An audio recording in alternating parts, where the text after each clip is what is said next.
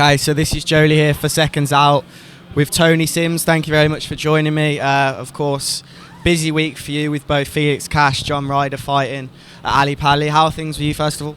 Yeah, I'm good, thank you very much. Thank you. So let's start off with Felix. To be the main man kind of behind all of this, what's the last few weeks, last months been like? Yeah, right, we've had a good camp, you know, he's had like a 12-week camp and he's in fantastic condition and he's just ready to make a statement really. I mean, the guy he's fighting Madioff's ranked number 3 with the WBA and he's a good fighter, he's unbeaten himself. It's a good fight, you know, it's a top level fight. If Felix wants to push on towards world titles this year, these are the guys he's got to fight and he's got to beat. And you know, I believe in Felix. I think he's a really good fighter. Last year he was inactive because he had personal problems, and you know, but he's been back in the gym, as I say, for the last 12 weeks. The training's gone really well. Have you studied his opponent much at all, or? Yeah, I've watched a lot of his opponent, and he's a quality fighter. He can box. You know, he's a tough guy. He's a Russian, obviously, because he's tough. You know, he's a world level fighter. He's a higher world level fighter, and you know, it is a tough fight. But I think Felix Cash is you know, a great prospect, and I think he needs to move on to world level now this year to you know, achieve where he's going, and I believe that he can get onto a world title. I spoke to Felix a moment ago and he said he'd like to fight the likes of Eubank Jr. maybe this year. How would you see that fight going, and how likely do you feel like, if he was obviously needs to win this weekend first, but how likely would that fight be? Well, I don't know, because obviously Eubank Jr., you know, he's ranked 1 with the WBA and he's probably looking to fight for a world title next. But obviously if Felix gets through this fight and then he's right up behind Eubank in the ratings, and you know, who knows? You know, I think Felix had always been open to a fight with Chris. He's sparred him quite a bit, you know, so they know each other, and you know, it'd be a big fight on a domestic scene. How important is it for him to just get out, because it's been 10 months since we last saw him win the British title? Yeah, exactly. You know, and he needs to get the rounds under his belt, and I think, you know, this is going to be a tough fight for him. It's a 10-round fight, you know, and it's going to be an hard fight, but I believe that he can come through. On to Ryder, on to the main event, of course, against Danny Jacobs. Is this the biggest fight of Ryder's career, do you believe?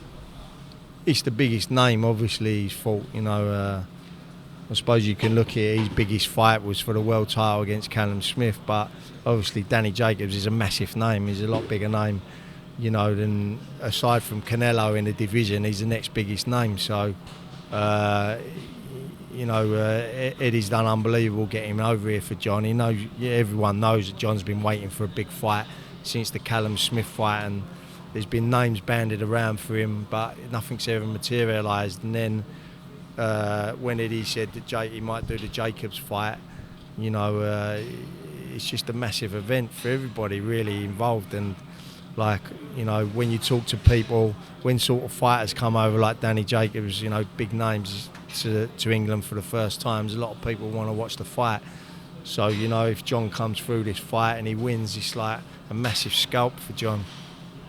And everyone knows how hungry John is, as you mentioned. He's been wanting a big fight for a while. I remember in CANELO, Billy Joe Saunders fight week, he was calling out CANELO if Billy Joe Saunders couldn't fight. It's just good for him. But the question I want to ask is, how important is it that he puts on a stellar performance, and what's his confidence like on fight week at the moment?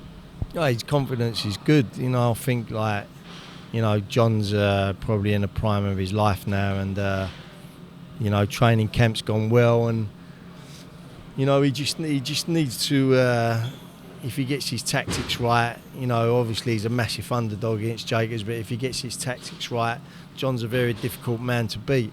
He's a very unusual style as a southpaw.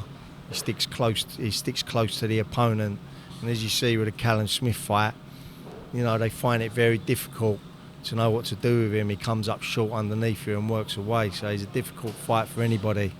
And if you look at the decisions that he's lost in his career, you know, they were all really tight fights. Billy Joe Saunders, could have gone either way. Jack Armfield, I thought he beat. Rocky Fielding, I thought he beat, and Callum Smith, I thought he beat. But they was all really tight fights, and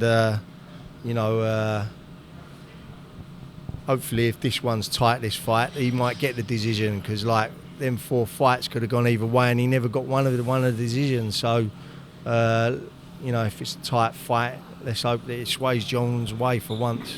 Yeah. One more thing on John. How likely is it that he gets a world title fight this year? Obviously, taking nothing away from this Saturday's the next step, but. Well, Canelo's got all the titles at 168, so it's difficult to say, because you don't know what Canelo's next move's going to be. But what it will do is it'll put John in a great position, obviously, to beat the likes of Danny Jacobs. You become a major name all around the world, especially across America, and this is eliminator for the WBA title, so it might lure. I know Canelo's always talked about coming to the UK and fighting. He's a big fan of the UK, and when you look at it, he's got really no one to fight here, because he's beat all the Brits, but if John beats Danny Jacobs, it's a reason for him to come over here and fight, and you never know whether that fight could materialise. But apart from that, depending what Canelo's doing, you don't know whether he's going to move up a weight, vacate the titles. If he does that, then John's in a great position to fight for a world title next. Do you think Canelo actually has the belts by the end of the year, middleweight? It's hard to say, because if he moves up to fight super middles. Sorry? I said the wrong way. Yeah, that's right. If he moves up to fight at light heavy, or if he moves up to fight at cruiser, will the organisation strip Canelo for not defending?